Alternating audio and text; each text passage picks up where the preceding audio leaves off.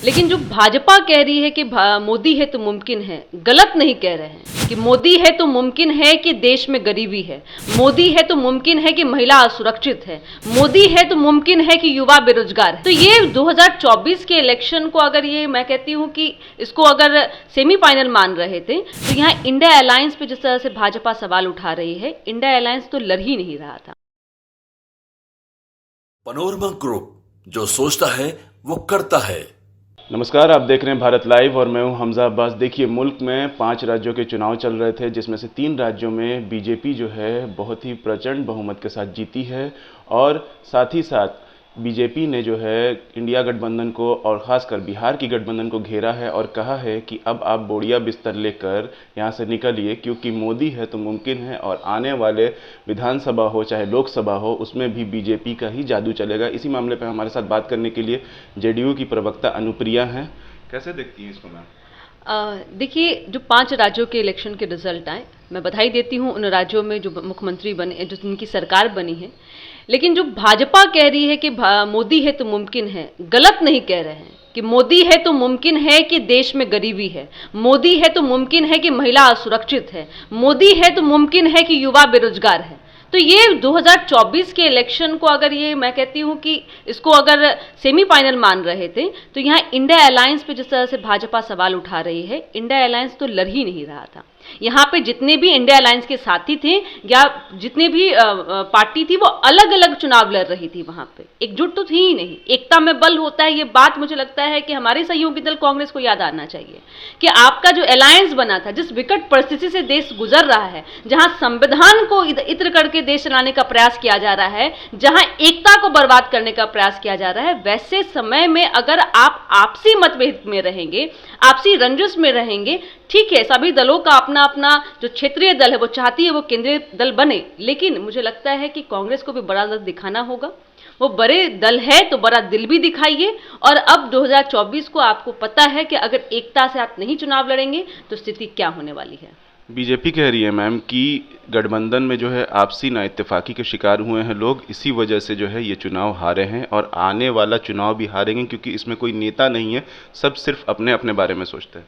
देखिए, India alliance का जो नेतृत्व हमारे, मैं कहती हूँ, जिनके अथक प्रयास से, माननीय मुख्यमंत्री जी के प्रयास से ये इंडिया अलायंस बना और बिहार वो धरती है जो फिर से इतिहास दोहराएगी। कभी 74 के आंदोलन के बाद में उस समय की वर्तमान सरकार को भी उखाड़ फेंका था और इस बार भी इंडिया अलायंस का गठबंधन बिहार की धरती से हुआ है।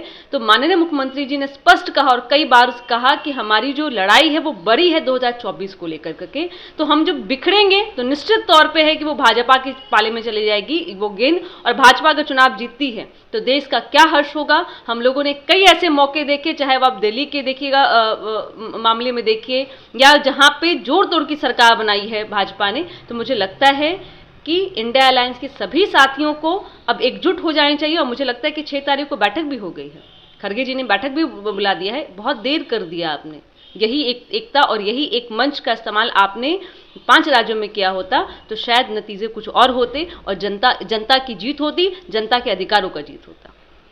विपक्ष जो है नीतीश कुमार कर खासकर इन चुनाव के जो रिजल्ट आए हैं, नतीजे आए हैं, उसको काफ़ी नीतीश कुमार के ऊपर काफ़ी हमलावर है और कह रहा है कि रिजल्ट की वजह से जो है नीतीश कुमार अंडरग्राउंड हो गए हैं, सामने नहीं आना चाह रहे। मुझे लगता है कि उनको ये जानकारी है कि बिहार के माननीय मुख्यमंत्री जी की जो आंख में समस्या है उसके इलाज के लिए वो बाहर गए हुए हैं और इन रिजल्ट से हमारे नेता पे कोई प्रभाव नहीं होता है, क्योंकि हमारे नेता ने इस 56 इंच की सीना वाली सरकार को तो 2015 में ही धराशायी कर दिया था, जो 14 में प्रचंड बहुमत के साथ देश में सरकार बनाती है। इसको 15 में यहाँ पे महागठबंधन ने इसको धराशायी कर दिया। तो हमारे नेता कतई परेशान नहीं है और कभी चिंतित भी नहीं, क्योंकि उनको पता है कि देश क्या मांगता है, इस देश का युवा क्या मांगता है और उसी संकल्प के साथ में भाजपा मुक्त भारत के साथ में हम फिर आपको नजर आएंगे और आपकी जो हमारी संकल्प है उसके साथ में आपकी सत्ता उखाड़ फेंकेंगे। जो नतीजे आए हैं उस पर लेकर के सवाल कर रही है विपक्ष की क्या गठबंधन में सब कुछ ठीक है, आने वाला जो लोकसभा या विधानसभा जो है वो बिहार में गठबंधन पूरी ताकत के साथ लड़ेगी या ताश के पत्तों की तरह बिखर जाएगी? महागठबंधन जो मैं कहती हूँ इंडिया अलायंस बना है, 6 दिसंबर को बैठक हो रही है। जितने सवाल हैं भाजपा के अंदर, जो भाजपा की नींद उड़ा के रखी है, उन सवालों का जवाब मिल जाएगा उनको। और रहा कि इंडिया अलायंस के अंदर बहुत ही सब बढ़िया हैं, क्योंकि मैं फिर कहती हूँ 5 राज्यों में इलेक्शन जो लड़ रहे थे, अलग अलग दल लड़ रहा था, इंडिया अलायंस नहीं लड़ रहा था। इंडिया अलायंस की लड़ाई जो है वो देश हित के लिए है और भाजपा से सीधे लड़ाई है, और हम अपनी लड़ाई में जीतेंगे क्योंकि हमारे साथ में देश की जनता है।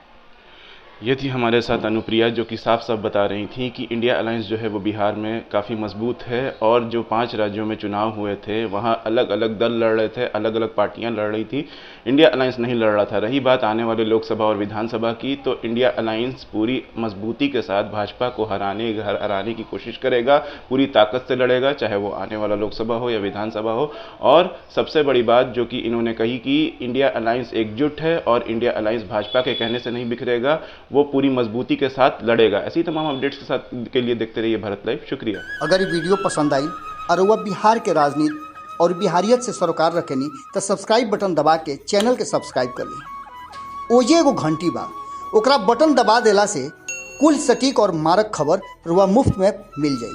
अगर रुआ पत्रकारिता के हमनी के नया प्रयोग में सहयोग कर चाहतानी तो ज्वाइन बटन दबा दी।